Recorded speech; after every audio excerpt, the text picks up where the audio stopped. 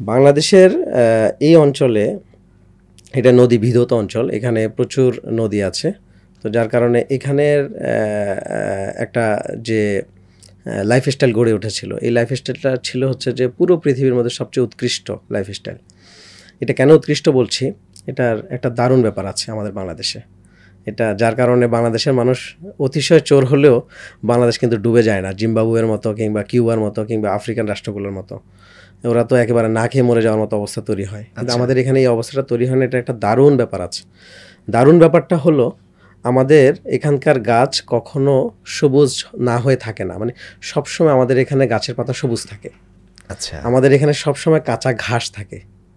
আচ্ছা, এটা একটা দারুণ ব্যাপার। এটা কিন্তু পৃথিবীর ইতিহাসে অন্যান্য রাষ্ট্রগুলোতে বা অন্যান্য অঞ্চলগুলোতে এই জিনিসটা পাওয়া যায় না। মানে আমাদের জমি উর্বর, আমাদের জমি উর্বর না, শুধু উর্বর তো অন্যান্য এলাকার জমিও আছে। আমেরিকার জমিও উর্বর, ব্রাজিলের জমিও উর্বর, আপনার ইউক্রেনের জমিও উর্বর।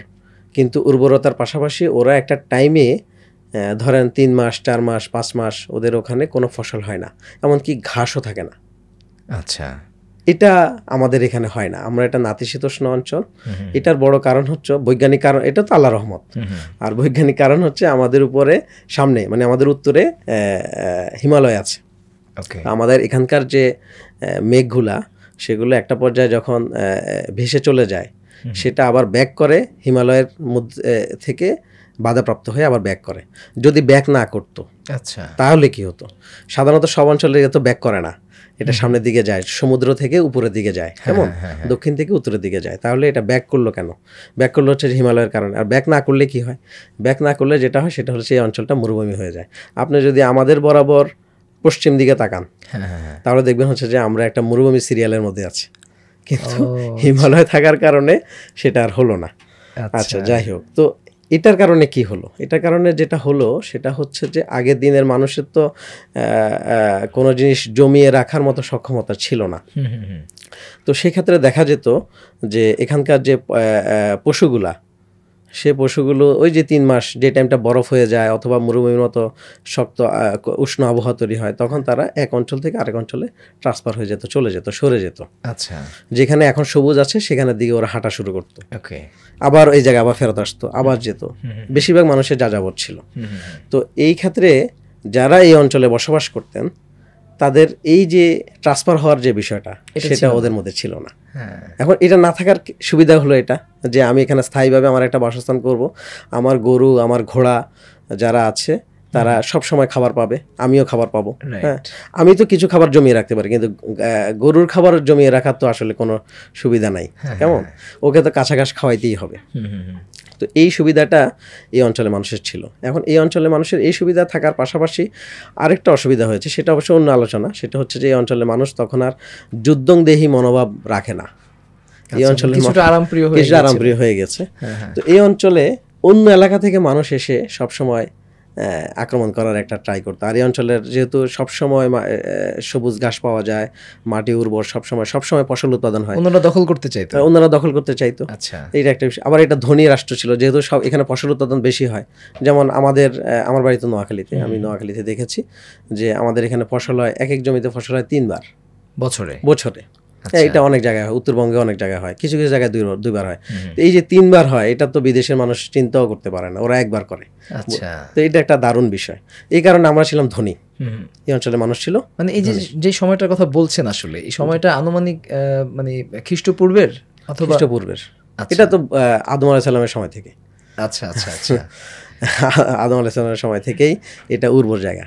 তো এখন এখানে আসলে বসবাসটা কীভাবে হয়? আমরা যতটুকু জানি যে নবী রাসূলদের ইতিহাস থেকে মানুষ মূলত আল্লাহ তাআলা মানুষকে, নবীদেরকে বেশিরভাগ পাঠিয়েছেন হচ্ছে মধ্যপ্রাচ্যে।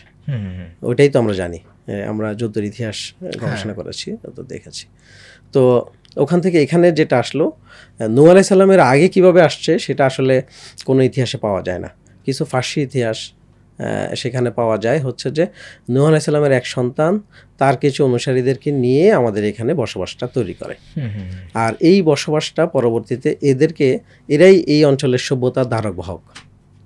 এই অঞ্চলের সভ্যতাটা ক্রিয়েট করেছে নূহ আলাইহিস সালামের একটা ছেলে, যার নাম হচ্ছে হাম, তার হামের ছেলে হিন্দ, তার মাধ্যমে। এই কারণে এটার নাম হিন্দুস্তানও। হিন্দুস্তান মানে কিন্তু আসলে হিন্দু না, ঠিক আছে? হিন্দু মানে যে মুশরিক সেটাও কিন্তু না, সেটাও আমরা যদি কোনো আলোচনা পাই সেটা আমরা বলবো। আমরা তো এখন মনে করি যে হিন্দু মানে মুশরিক, কেমন? হিন্দু মানে কিন্তু মুশরিক না, মানে হিন্দুস্তান যে বলে এটা হিন্দুদের জন্য না না না, হিন্দুদের জন্য বলে হিন্দুস্তানের জন্য আমরা হিন্দু, অ্যাকচুয়ালি আমরা হিন্দু, যেহেতু আমরা হিন্দুস্তানে বসবাস করি। আচ্ছা, বুঝতে পেরেছেন? তো যাই হোক, এই আলোচনা, এই নামটা কি তাহলে যে হযরত নূহ আলাইহিস সালামের যে নূহ আলাইহিস সালামের বংশধরদের মাধ্যমে এই নামটা এসেছে, এবং বঙ্গ নামটাও তাদের বংশধরদের মাধ্যমে এসেছে। আর এরা হচ্ছে দ্রাবিড় জাতি, এরা হচ্ছে দ্রাবিড় জাতি, এবং এরা হচ্ছে একেশ্বরবাদী বা তাওহীদবাদী। একেশ্বরবাদী বলা তো ঠিক হবে না, আমরা বলবো হচ্ছে তাওহীদবাদী। তো এই তাওহীদবাদীরা যখন এখানে সভ্যতা ক্রিয়েট করে, তখন একটা মুশরিক গোষ্ঠী ইরান থেকে অথবা জার্মান থেকে, ইরান থেকে হওয়ার সম্ভাবনাই বেশি। ইতিহাসে তো আপনারা জানেন যে প্রচুর মতবিরোধ থাকে। তো সম্ভবত ইরান থেকে একটা গোষ্ঠী যাদের নাম হচ্ছে আর্য, তারা হচ্ছে যে আমাদের উত্তর ভারতে প্রবেশ করে। এটা খ্রিস্টপূর্ব 3500 বছর আগের কথা। তো এরা প্রবেশ করে, এবং এরা এই প্রবেশের মাধ্যমে তারা এই অঞ্চলের মানুষদেরকে ধীরে ধীরে মুশরিক বা বহিষ্করবাদ এই দিকে তারা ধাবিত করে। এবং তাদের একটা বড় বিষয় ছিল হচ্ছে যে তারা জাত মেনটেন করতো, যে ব্রাহ্মণ, ক্ষত্রিয়, শূদ্র। তো শূদ্র অ্যাকচুয়ালি ওরা না, শূদ্র হলো যারা তাওহীদ থেকে মুশরিকে পদার্পণ করেছে, তারা হলো শূদ্র অ্যাকচুয়ালি ওদের সমাজে। ওরা কখনোই মানে যারা তাওহীদবাদী তারা কখনো মুশরিক হয়ে গেলেও তারা তাদের ওই মানে পৌঁছাতে পারবে না, ব্রাহ্মণ হতে পারবে না। তো শূদ্র ওরা আমাদেরকে দমিয়ে রাখার জন্য আমাদের একটা কালচার দিয়েছে, যে আমাদের একটা সেগমেন্ট করেছে, সেটা হচ্ছে শূদ্র। এবং আমাদেরকে দিয়ে তারা হচ্ছে যে তাদের সবচেয়ে লোয়েস্ট যে কাজগুলো, চতুর্থ শ্রেণীর যে কাজগুলো আছে আমাদের সমাজে, সেই কাজগুলো তারা আমাদেরকে দিয়ে করাতো। মানে আমাদেরকে বলতে আমি তাওহীদবাদীদেরকে বুঝেছি, তাওহীদবাদীদেরকে দিয়ে করাতো, আর তাদেরকেই নাম দিয়েছে শূদ্র। আচ্ছা, ওদেরকে কোনো ভালো কাজে ওরা মানে যে মুসলমানরা হিন্দু হতো বাধ্য হতো ওদেরকে হচ্ছে শূদ্র বলা হতো। ওকে। এবং সেটা আর্যরা হচ্ছে খ্রিস্টপূর্ব 350 বছর, 3500 বছর আগে এসে তারা হচ্ছে এইভাবে ধর্মান্তরিত করা বা দখল করার এই কাজটা তারা করতো। তো এই কাজটা তারা উত্তর ভারতে যতটা